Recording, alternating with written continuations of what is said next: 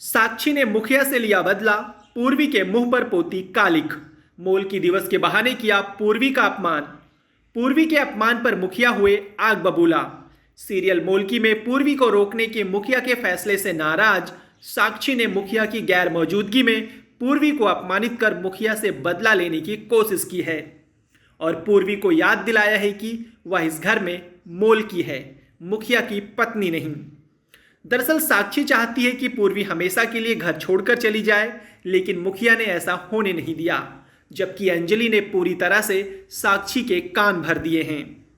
अंजलि ने साक्षी को बताया कि तुम चाहकर भी मुखिया और पूर्वी को अलग नहीं कर सकती हो, क्योंकि मुखिया पूर्वी के प्यार में दीवाना हो चुका है।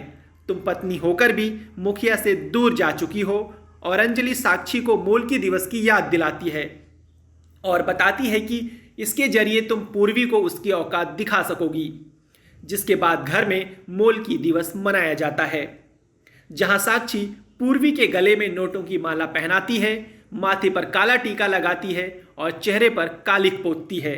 इसके अलावा उसके पैर में ईंट बांधकर उसे हवन कुंड के 7 फेरे लगाने का आदेश दिया जाता है।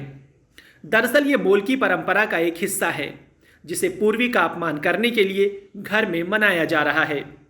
मुखिया के फैसले से झल्लाई साक्षी न सिर्फ पूर्वी का अपमान करना चाहती है, बल्कि वह उसे यह बताना चाहती है कि तुम इस घर में मोलकी हो, मुखिया की पत्नी नहीं, और इसलिए इस घर में तुम्हारा कोई अधिकार नहीं है।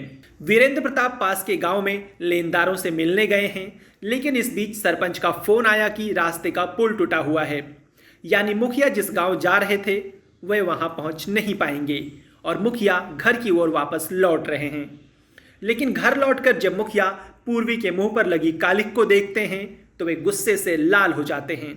अब ऐसे में देखना यह होगा कि साक्षी अपनी सफाई में मुखिया को क्या बताती है और क्या होगा मुखिया का अगला कदम।